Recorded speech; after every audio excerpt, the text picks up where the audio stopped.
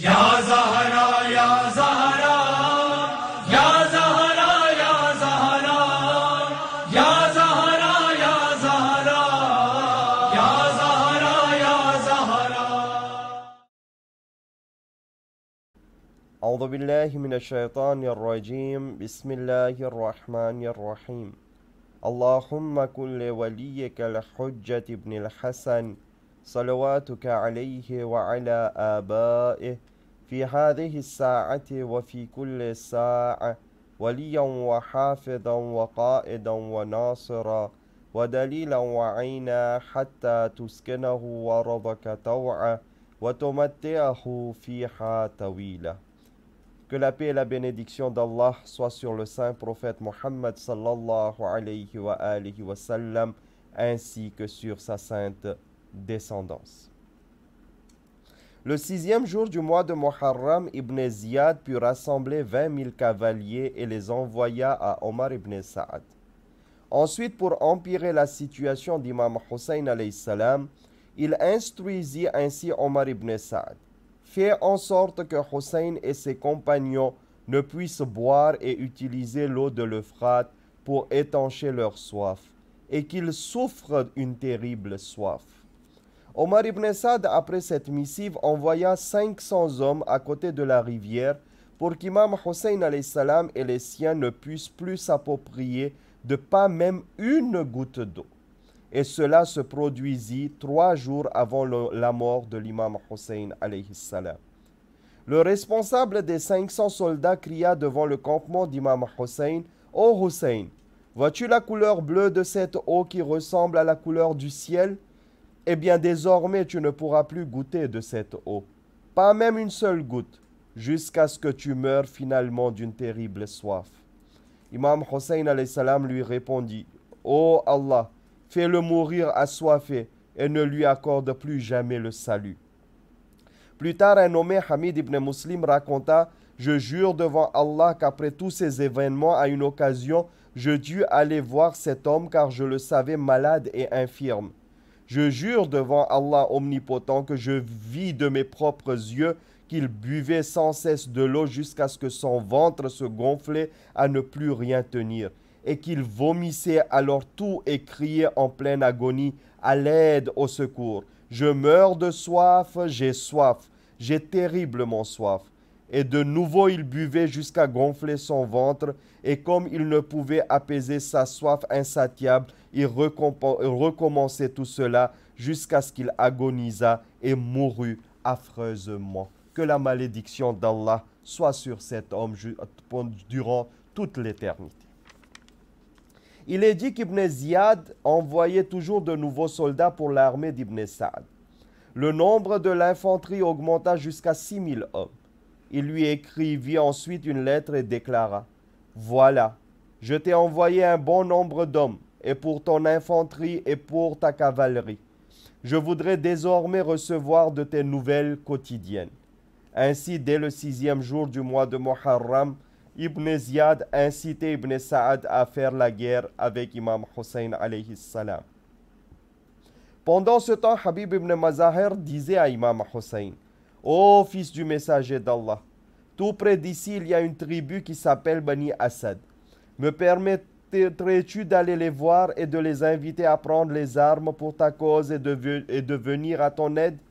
Peut-être à cause de la présence de ces hommes, Allah nous vienne en aide et l'armée d'Ibn Sa'ad s'en aille. » L'imam lui donna la permission d'aller. Habib ibn Mazahel se travestit pour ne pas être reconnu et au cœur de la nuit sortit du campement. Il alla trouver cette tribu. Lorsque les hommes de Bani Asad surent qu'il appartenait lui aussi à leur tribu, on lui donna permission d'entrer chez eux et de dire ce qu'il leur voulait. Habib ibn Mazahir annonça: « Je vous apporte le meilleur des présents. Je suis ici pour vous inviter à venir à l'aide du fils de la fille du messager d'Allah. Il est cerné par des hommes qui ne lui veulent aucun bien. Mais chacun des compagnons de l'imam vaut 1000 hommes. Personne ne le délaisse et personne ne veut se rendre. Les soldats d'Omar ibn Sa'ad l'ont cerné, et sachant que vous êtes de ma tribu, je vous invite, et incite et encourage à faire cette bonne action. Obéissez-moi aujourd'hui et venez à son aide pour vous approprier non seulement l'honneur de ce monde-ci, mais aussi du monde de l'au-delà. Je vous jure au nom d'Allah que si l'un d'entre vous est tué aux côtés du petit-fils du messager d'Allah, il verra de ses propres yeux les récompenses spirituelles qu'il recevra d'Allah et ne mourra qu'après être devenu le proche compagnon de Muhammad sallallahu alayhi wa sallam. Un nommé Abdullah ibn Bashir se leva et annonça: « Je suis le premier à accepter cette invitation. » Ainsi, 90 hommes de cette tribu se levèrent pour rejoindre l'armée d'Imam Hussein alayhi salam. Un autre homme s'enfuit en cachette pour mettre Omar ibn Saad au courant de cette nouvelle situation. En agissant comme un vil espion, Ibn Saad envoya alors 400 hommes vers le village de la tribu de Bani Asad. Malheureusement, dans les ténèbres de la nuit, les soldats d'Ibn Saad, au moment même où les hommes de Bani Asad étaient sur le point de rejoindre Imam Hussein alayhi salam, empêchèrent ces hommes d'outrepasser et se tinrent devant eux à côté de la rive de l'Euphrate. Il y eut alors une terrible bataille.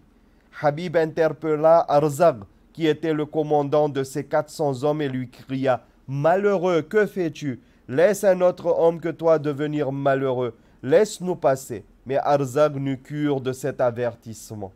Les hommes de Bani Asad comprirent alors qu'ils ne pourront jamais vaincre les hommes d'Ibn Saad. Ils tournèrent alors la bride de leurs chevaux et retournèrent vers leur village.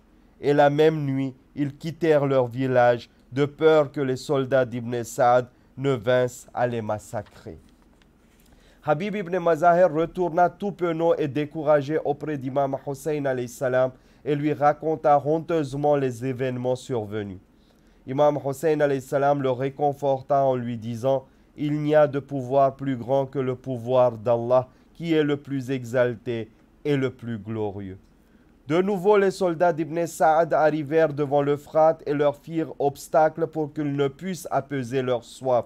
Quand Ibn Ziyad reçut une lettre d'Ibn Saad, il s'exclama: « Par Dieu, il me semble que l'écrivain de cette lettre ait de la compassion pour l'un des siens. » Shimr se leva alors et dit: « Es-tu d'accord que si cet homme qui se trouve en ce moment même sur tes terres décide de repartir, il pourrait devenir sous peu encore plus fort qu'auparavant? Tu deviendras alors faible et sans défense. Alors n'accepte aucune proposition, car cela amènera ta perte. En vérité, ils doivent t'obéir. En tout cas, tu sais mieux que personne, et si tu veux les pardonner, cela restera entre tes mains. » Ibn Ziyad répliqua: « Tu as raison. Je vais envoyer une lettre à Ibn Saad pour l'informer et lui ordonner de proposer à Hussein et ses compagnons de m'obéir corps et âme. Et cela sans aucune discussion. S'ils acceptent, ils devront venir à moi, et s'ils refusent, tu leur feras la guerre. De même, si Omar ibn Saad accepte cette proposition, tu lui devras obéissance. Mais s'il refuse, tu deviendras le commandant de l'armée. En ce cas-là, tu décapiteras Ibn Saad et tu m'enverras aussi sa tête. » Il écrivit ensuite une lettre à Omar ibn Saad et lui dit: « Je ne t'avais pas envoyé vers Hussein pour lui faire éloigner tout mal ou d'allonger ou retarder cette histoire. Je ne veux pas que tu lui trouves des excuses ou d'intercéder en sa faveur. S'il accepte ma proposition, envoie-les vers moi. Dans le cas contraire, fais marche avant et avec ton armée, tue-les tous, décapite et démembre-les tous, car ceci est leur juste punition. Il faudrait tuer Hussein et que des chevaux puissent galoper et trotter sur son torse et son dos nu, car il a beaucoup tourmenté ton peuple. Et c'est un criminel qui a coupé tout lien de parenté avec nous tous. Je ne crois pas que cet acte soit trop sévère ou violent, car il sera déjà mort. Et comme je viens de proférer cela à cet instant, il faudrait que tu exécutes coûte que coûte ce dont je t'ai dit de faire avec son cadavre. Si tu acceptes cela, je te récompenserai alors grandement. Sinon, sépare-toi de notre armée et laisse le commandement à Shimr, que la malédiction d'Allah soit sur eux, c'est-à-dire celui auquel nous avons transmis toutes nos exigences et nos ultimes commandes. C'est tout. Il est raconté de la bouche d'Abdullah ibn Abil Mahal. Shimr se leva en compagnie d'Abdullah ibn Abil Mahal et il prit la lettre de la main d'Ibn Ziyad. Abdullah, l'un des parents d'Umm Banin, qui était la fille de Hizam ibn Khalid et digne veuve d'Imam Ali ibn Abi Talib salam, et qui lui avait donné 4 fils, dont le seigneur Abbas, Ja'far, Osman et Abdullah, se mit à parler à Ibn Ziyad et lui confia: Ô émir, les enfants de ma tante sont en compagnie de Hussein. Si tu veux, tu pourrais écrire une lettre qui leur procurerait la vie saine et sauve. Ibn Ziyad répondit de mauvaise grâce: Très bien. Et il ordonna qu'une lettre en forme de sauf-conduit soit écrite pour les fils d'Umm Banin. Abdullah envoya cette lettre par l'intermédiaire d'un nommé Kirman. Quand plus tard Kirman arriva à Karbala, il interpella les 4 frères, les 4 fils d'Umm Banin alayha salam, pour leur faire part de ce sauf-conduit. Il leur annonça: Ceci est une lettre qui vous portera sain et sauf auprès de la tribu de votre famille maternelle. Mais les fils d'Ali ibn Abi Talib salam répondirent vaillamment et loyalement: Saluez notre oncle et dites-lui que nous n'avons cure de son sauf-conduit. Le sauf-conduit divin est mieux que ce vil sauf-conduit qu'il nous offre. De son côté, Shimr lut à haute voix la lettre d'Ibn Ziyad à Ibn Sa'd. Ibn Sa'd s'exclama et dit: Malheur à toi! Je jure devant Allah que c'était sûrement toi qui l'empêcha d'accepter ce que je lui proposais. Tu as détruit tout. Nous espérions arriver à une paix, car Hussein n'acceptera jamais de se rendre. En vérité, l'âme de son feu père est dans son corps. On dit qu'Omar ibn Sa'd envoya cette lettre à Imam Hussein alayhi salam, ce à quoi Imam Hussein lui répondit: Je n'accepterai jamais l'ordre d'Ibn Ziyad. Ainsi, il ne me reste plus que de mourir, et cette mort m'est douce et bienvenue.